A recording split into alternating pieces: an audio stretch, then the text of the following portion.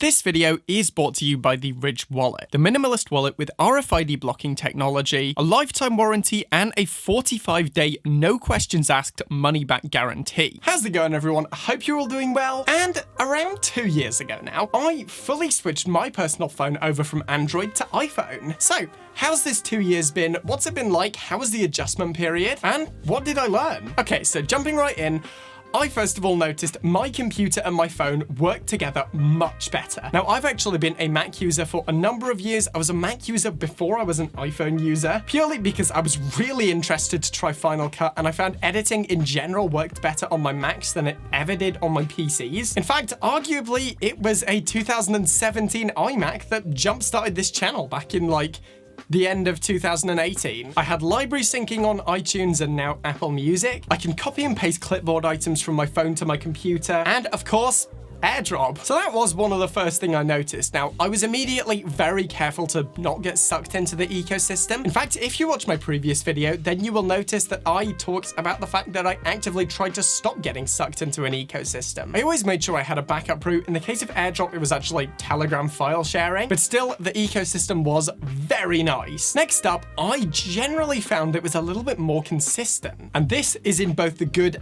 and the bad. I found that in general, camera quality was consistently good. Battery life was consistently not so good, at least compared to some of the Android phones I tried. Touch and Face ID were again very good. On older models, the screens not so good. But one important factor is none of the things that weren't so good never annoyed me enough to want to switch, which, if you remember, was the case on the Samsung S8, which was inevitably the phone that pushed me into iPhone, purely based on the fact that I had such a bad experience with that thing. It slowed down like crazy after a while, the fingerprint sensor didn't work great, the camera quality also left a lot to be desired, and then the whole thing shattered, front and back. Completely. So that was the original reason as to why I went to iPhone. I wanted to essentially avoid all of that, while also properly daily driving a supported iPhone. Back in 2017, I did for a couple of months use an iPhone 5, but that thing was so old and had so many battery issues,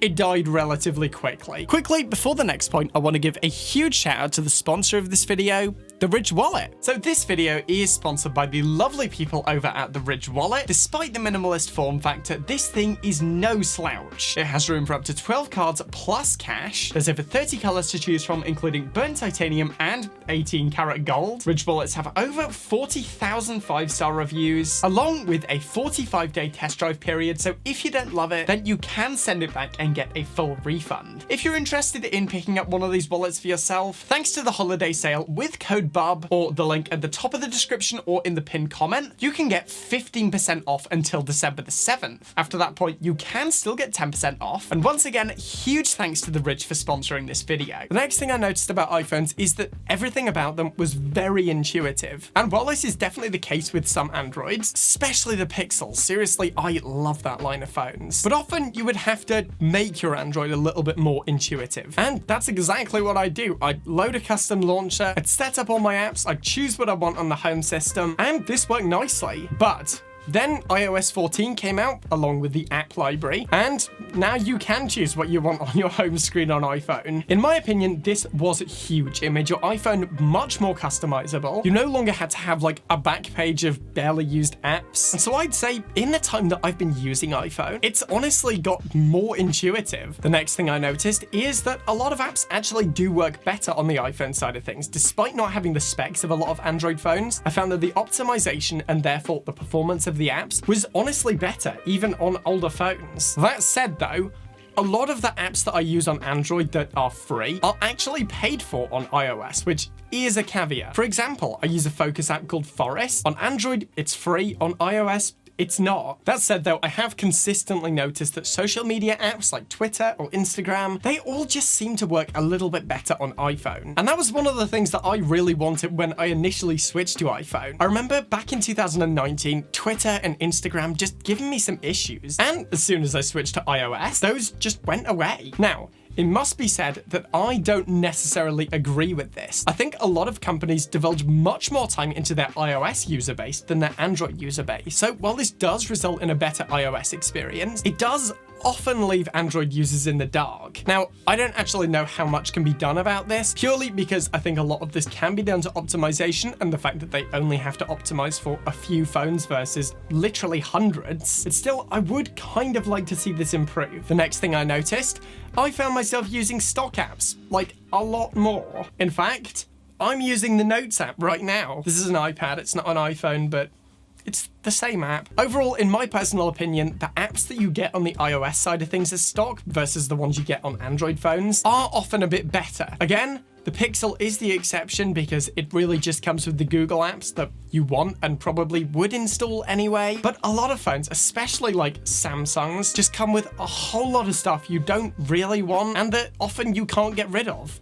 Like Facebook. Seriously, who wants Facebook? Now, Messages is the exception. I do always install Telegram on my devices because realistically, outside of North America, not many people really use iMessage. I know in the UK, some people do like to use iMessage, but I don't really know anyone who primarily uses iMessage. A lot of the people I know who use iPhones just use WhatsApp or Telegram, but I think that one might vary based on where you are in the world. All right, I'm back. I've taken a quick break. I have, well, knockoff Fanta, and I've put that was scary. I've taken a quick break. I've got some knockoff Fanta, and I'm wearing a hat now. The next thing that I found due to switching to iPhone is that I actually think about my phone a lot less than I used to. When I was on Android, I was constantly thinking of ways I could improve the experience or fun things I could do.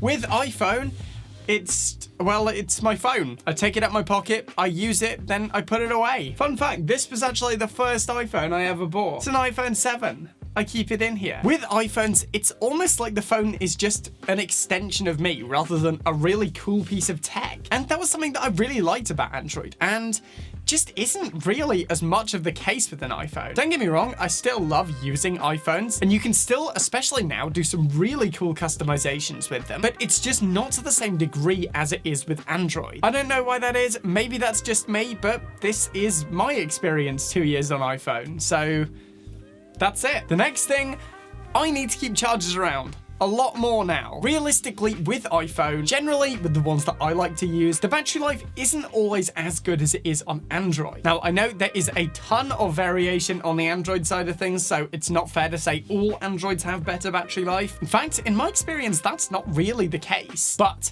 the chargers are also lightning cable, which isn't ideal. They're not exactly the most durable charger. That means I have to keep a whole other realm of charger around. The next thing I noticed is that with iPhone, I can use less accessories. For example, I have a USB-C audio interface. It works with this, it works with my computer, and it works with most Android phones nowadays. It doesn't work with any of my iPhones without an adapter. Again, this is a shortcoming of Lightning versus USB-C, but still, with the stuff I like to use, I've generally found external hardware to be slightly less compatible on iPhone than it was with Android. What iPhone does have, though, is a lot of really good cases. I've generally found some of the best premium cases are only really available on iPhone, and I only thought to buy a premium case due to switching to iPhone. This is, of course, my favorite case of all time, the Mouse Limitless, my review of which is up there. 2 years later, still going strong. That said, though, there's a lot of crap case options on the iPhone side of things. Some will last like a month, some will last like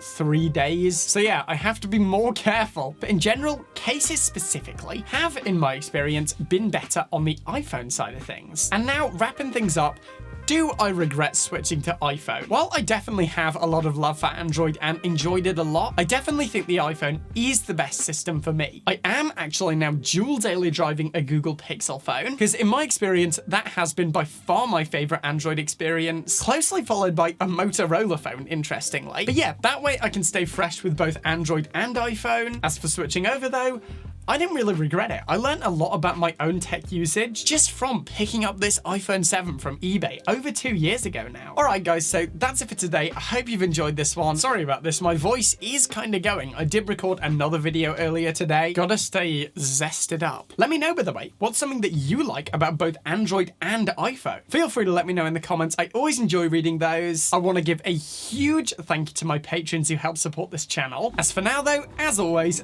thank you for watching. Remember to like the video if you want to see more content like this, then smash that subscribe button. I'm done for now, and I will see you guys in the next one.